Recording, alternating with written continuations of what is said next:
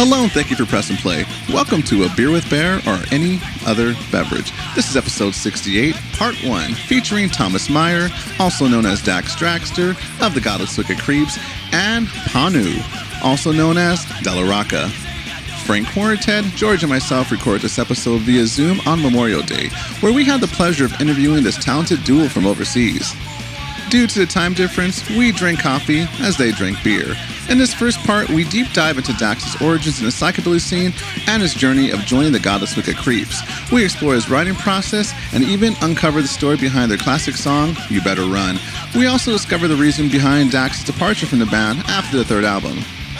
Nowadays, Dax is keeping busy with his collaboration with Rocka and Bad Billy Records on the song and music video Out of This World, which is available to watch now on YouTube.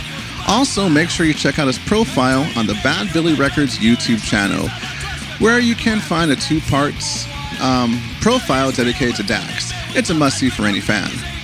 Apart from his music, Dax also enjoys engaging in art, particularly creating miniature models of classic Psychobilly album covers, which may sound strange, but once you see his incredible craftsmanship, you will be blown away. We got to hear how Dax likes to unwind and his choices in beer. And of course, the burning question remains, will the Godless Wicked Creeps ever have a reunion? As I mentioned earlier, this is part 1 of our 2-part series. In this episode, we shine a spotlight on Dax, with special guest Rocka join us for the interview. In part 2, we will shift our focus to Rocka, discussing his upcoming projects, music videos, collaborations, and more, with Dax offering his perspective throughout the conversation. I had an incredible time with both of these guests. The Godless Wicked Creeps was such a massive influence on me growing up and made a significant impact on my life. It was during that time I fell in love with this genre of music. Having Dax on the show was truly a dream come true for me. Beer with Bear is available to listen to where podcasts are heard. Spotify, iTunes, just to name a few, Libsyn, and SoundCloud.com. If you like what you hear, please support the show and the artists to come on by hitting subscribe, leave a rating, write a positive review, and tell your friends. While you're at, don't forget to like us on Facebook at Beer with Bear Pod, Twitter at Beer with Bear, and Instagram at Beer with Bear Podcast. That's right, due to some technical issues, we are no longer using the Beer with Bear Pod handle. The account's still up, but you want to follow us at Beer with Bear Podcast. There with the other socials, you'll find pictures, updates for upcoming episodes, and it's also the best way to contact us. We'd love to hear from you. Theme music by Chris Helking, graphic design by Jeremy Fletcher, mixing and post-production by Ryan Miles. Thank you very much and enjoy.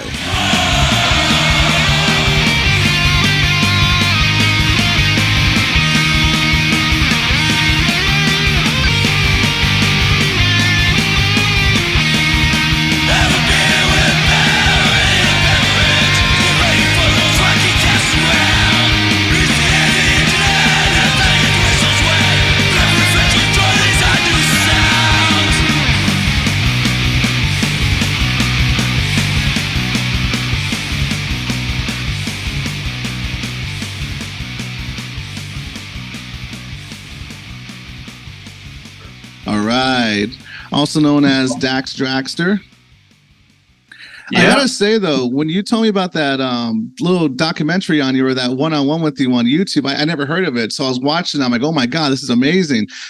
Part 1 was amazing. I got a little choked up at the end when you talk about leaving the band. Then part 2, when you started getting the guitar, I just had a big smile the whole time. You know, referencing tracks that inspired you, and then also how it turned into music yourself.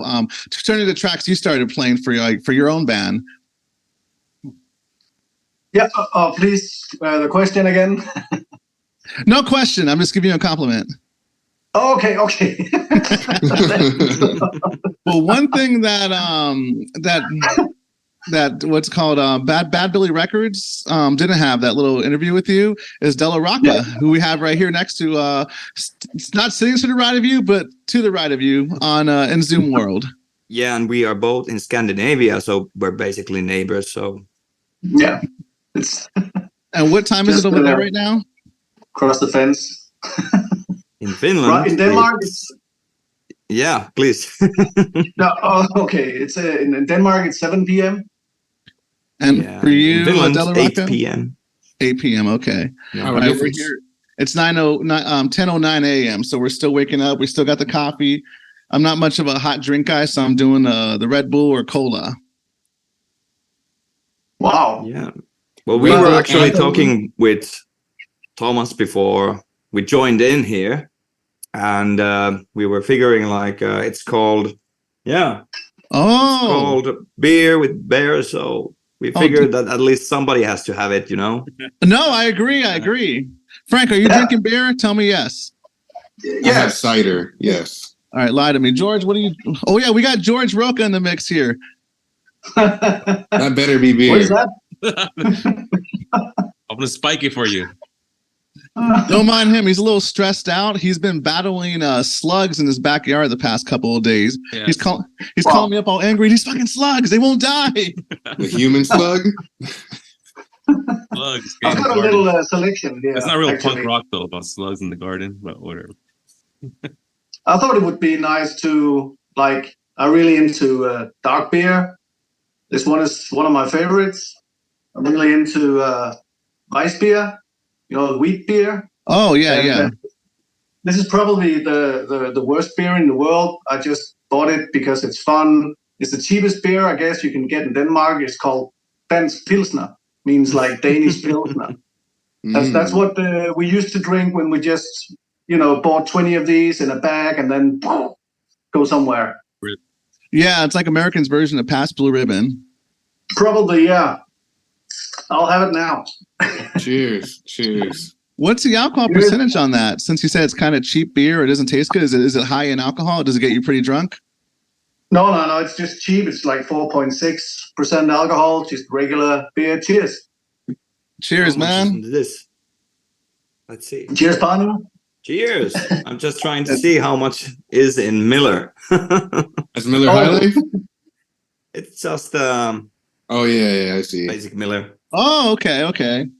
Yeah, I like to go light, like just lagers, Millers, Sol, this kind of stuff. Nice. I see. Nice. What about you? George is more the beer connoisseur in the group. What are you doing? What do you mess with typically, George? This weekend, it's a holiday weekend. What were you messing with?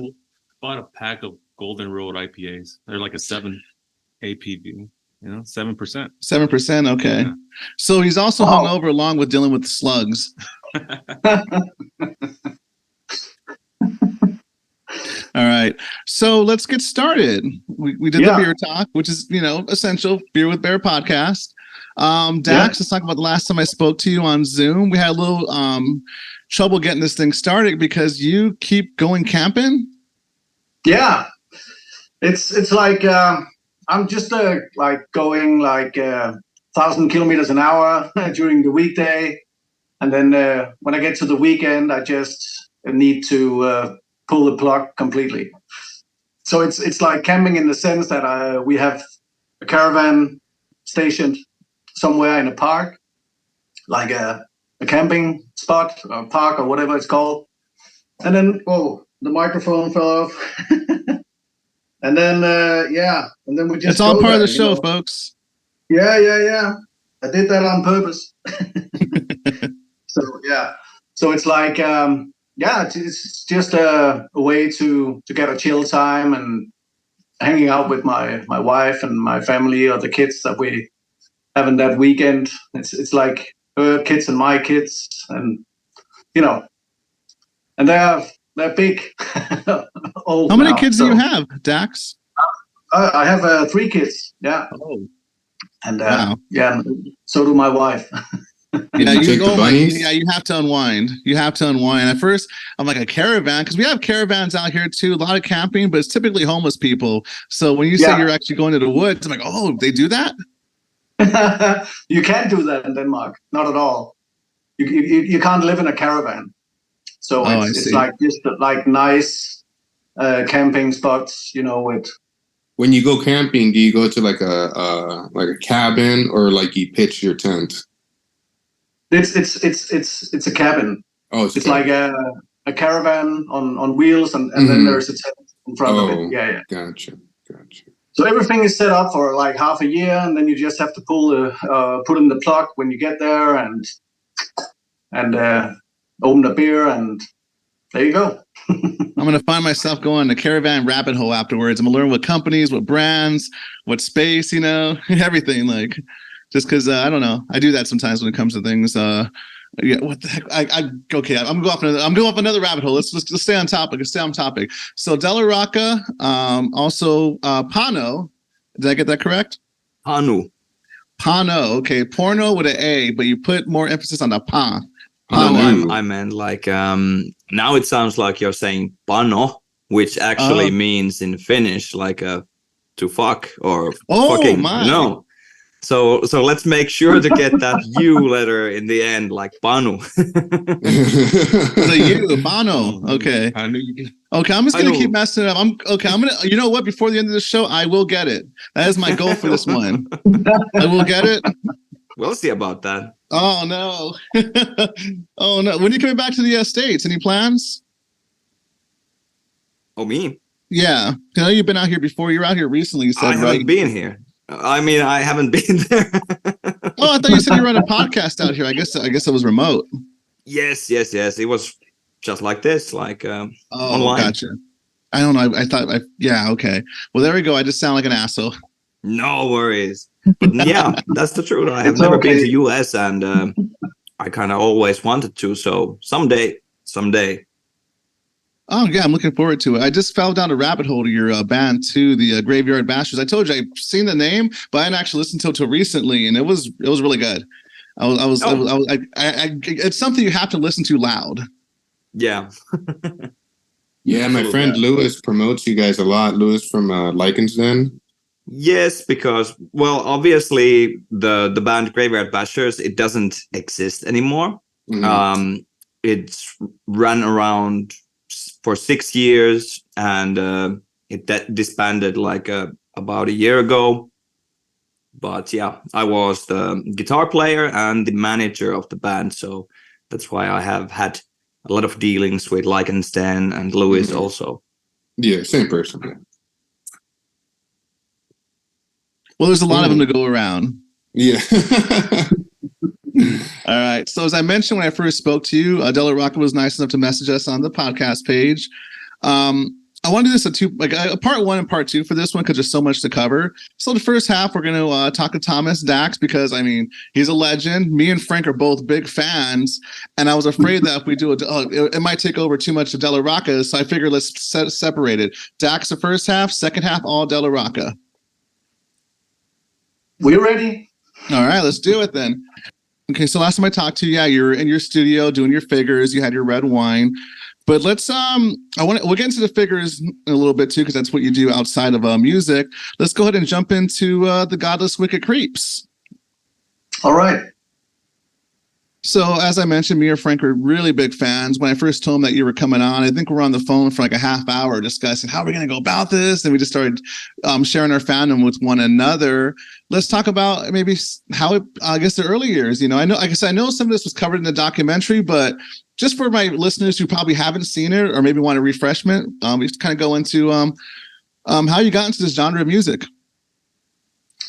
Oh yeah. How we started? Yeah. Yourself though, like how you found Psychobilly. Yeah, and then I did, the formation of the Godless.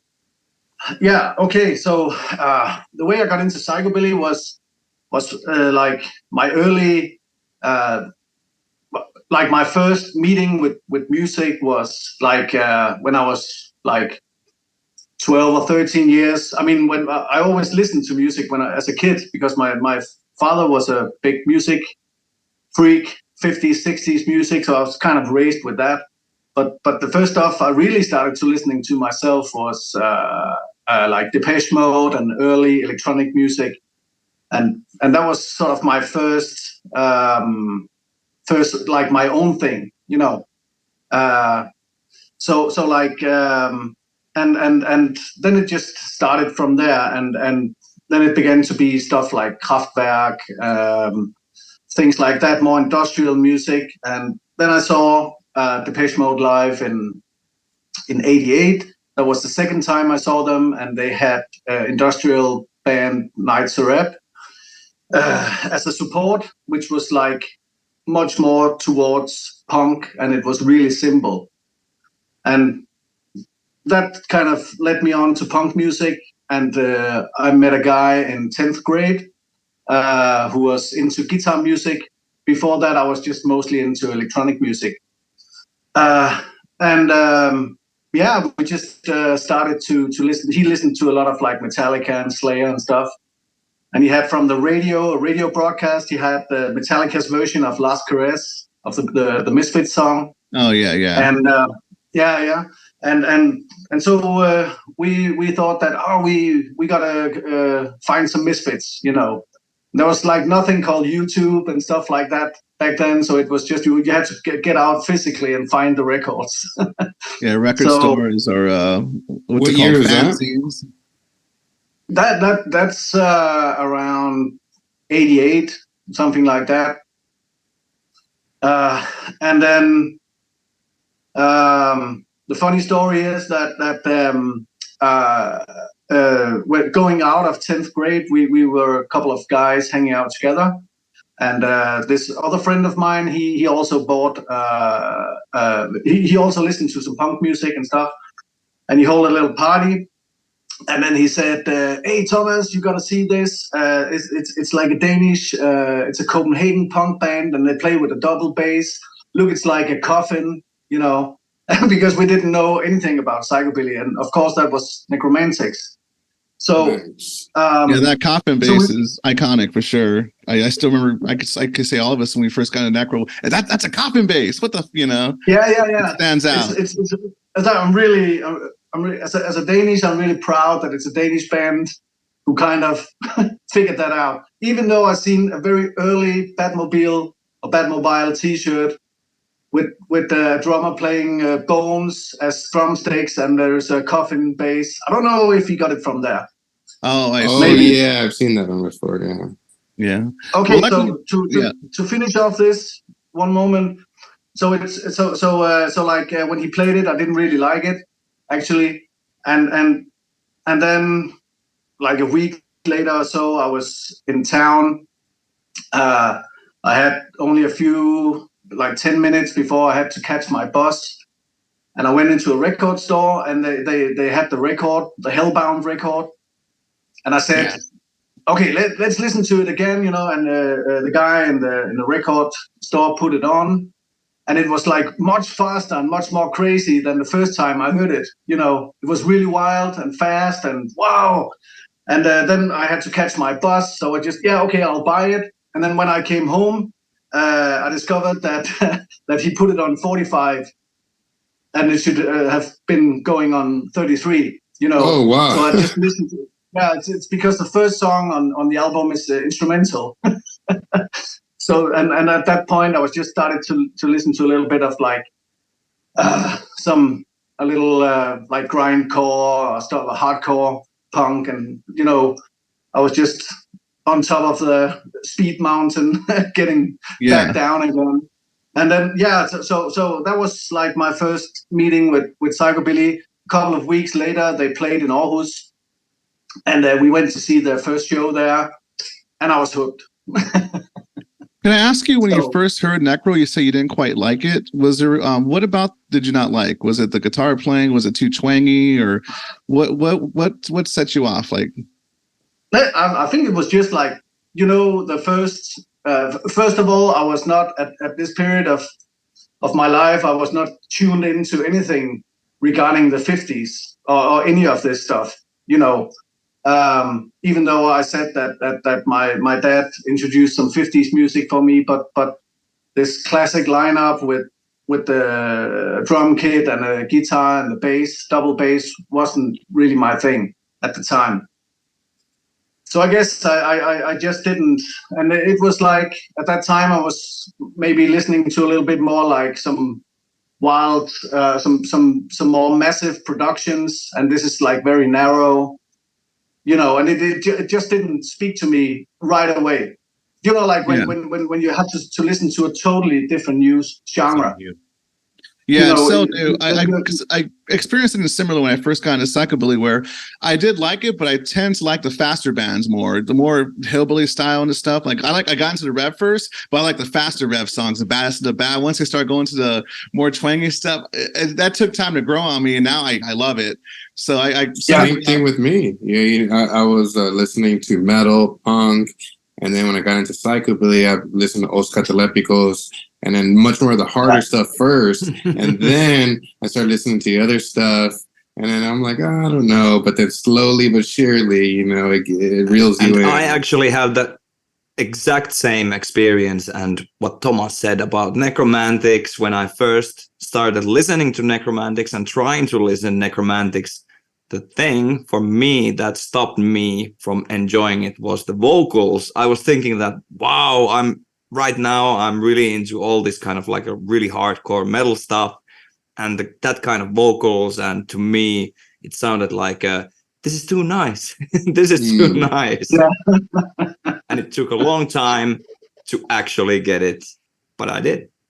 Nice. So, yeah, actually, it's a funny story too. I remember when I used to play the Godless Wicked Creeps around my group of friends. Some of the girls would call it cowboy music because, oh, the fast cowboy music, you know, because they were more into like say punk or things along that side. I put that on, and oh, the cowboy music, you know. It's funny too. You know, when it comes to psychobilly and punk, a lot of differences, a lot of similarities. But one of the big differences for psychobilly I found was that some of the lyrics, you know, the idea of me just driving down the street, bobbing my head to a song about masturbation, you know, I don't know. It's just funny to me. But the song is so catchy, but you're talking about whacking off. It's just, I don't know. Yeah. That was also because like in those days, we didn't have what I really liked about first, some techno music, and the same kind of thing I fell for with psychobilly was that it was non-political. I mean, there is a lot of industrial political bands for sure, but the things I listened to was just stuff about let's go crazy, let's drink, let's drink, fight, and fuck. Party, yeah. And it was really nice to like, you know, like the first shows I went to like underground punk shows in small clubs in Aarhus where I grew up was all these young punks coming, you know, can I taste your beer? And stuff like that, you know, and it was like, go get your own beer, you little shithead, you know. And it was just like, yeah. We had the same experience out here, you know, with the punks. But when I saw the people who went to the industrial shows or the techno shows was the same kind of people that went to also the psychobilly shows, if you know what I mean. Even though it's two different genres, it's like same kind of mentality. It was like people who was into the style and the clothing and stuff like that, where in punk it's maybe a little bit more about like being as shitty as possible. and you know, and here it was like there was a style, and I really liked that, you know, and that also came out with when we started to write all the early Godless Wicked Creeps song, when we found the lineup where it was Kim, Martin, and I. We didn't have anything to say. I mean, we didn't have a message. So it was just about like the voice was just an instrument, you know. So we just had to figure out some words that we could use while singing. You know, that was actually the idea. So everything was just about masturbation or drinking beers or stupid things, you know. So we've been talking about Godless, some of your influences, which got you into the style of music. I think it's time we play a track from the Godless Wicked Creeps, and this is where our problem came in earlier. I'm like, what are we gonna play? There are so many classics. Maybe something you talk about.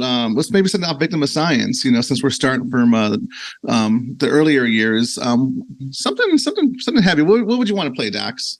Say if we want to introduce your band as someone for the first time, what would you play? Okay, so just play Pissed Again. I have a little story for that afterwards. All right, here's Pissed Again by the Godless Wicked Creeps.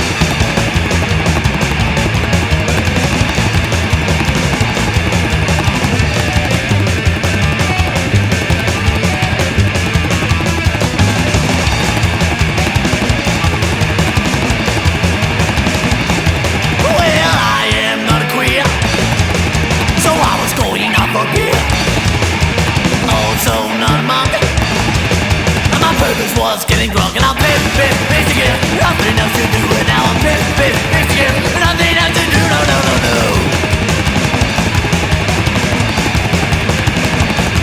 Well, I did need a drink. Then I made a gal in pink. She was really nice, I think. But she said, man, you're really stinking. I'm pissed again. Nothing else to do and now I'm pissed again. Nothing else to do, no.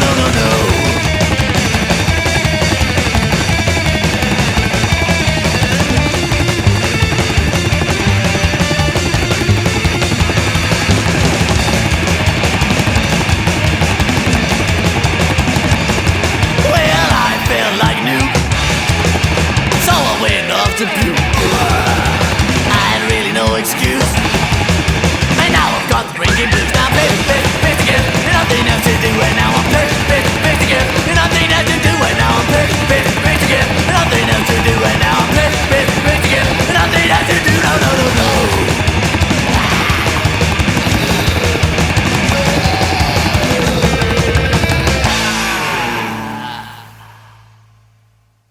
All right, coming back. I like how you said you guys started off so young, and coming from punk has to be very political. You probably got to read a lot, or at least you guys had nothing to say, so you just wrote about just like what you knew: masturbation, drinking, getting a little wild out there, which I love. Let's talk about Pissed again. You said you had a story about that. Yeah, it was just because like a couple of years ago, a guy contacted me on Instagram and saying. Like a guy I'm chatting with on and off sometimes, and then he said, "Did you ever have problems with like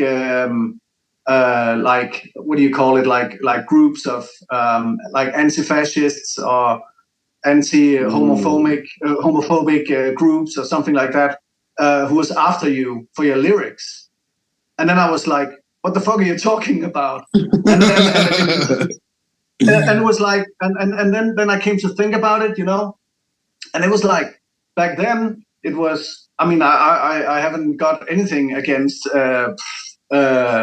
color or sexuality or anything like that, and I never had. But back then it was just like you could say like I'm not a queer, so I'm grabbing. I'm not a queer. Oh yeah. So like the first lines of the song goes like, I am not a queer, so I was going out for a beer. Also not a monk, my purpose was getting drunk. It rhymes. Yeah. That was, yeah. So that kinds of gives a pretty good direction of our way of thinking, It's the same like with, what do you call it? Like the Dixie flag. Like back then, it was just a symbol of rock and roll, and now it's a dangerous symbol. Do you know what I mean? Yeah. No, I know exactly what you mean. We've had that talk, especially with Barnyard I wanted Ballers. to talk about the Dixie flag, but it was just like that was in the same category, right? You were saying words about gays, and you were using this, and you were just using it because it was there, and it was just the way that we were talking and speaking. We didn't think about it. We didn't even have a message. When we actually had like the first China chick video, and the video, the song was actually a tribute to Asian girls, and then there was like a TV program in Denmark at the time that came up with some hotshot famous TV producers, and they wanted to make this program about with the young or new bands coming up, and then they and it was analyzed by a guy who was playing in a funk band at that time, some really bad shit, and they chose the China Chick video, and then he just said, I'm not really into this kind of fascist music. Right. So we rang them up and said, you have to apologize for that. You have to say that this is a misunderstanding or something like that, because then it all of a sudden it came close, and we thought, okay, we were just writing this for fun, and ni hao, little China girl, do you want to come with me? It was just words, and it was just as it was written. There was nothing more to it, you know. No harm, no foul.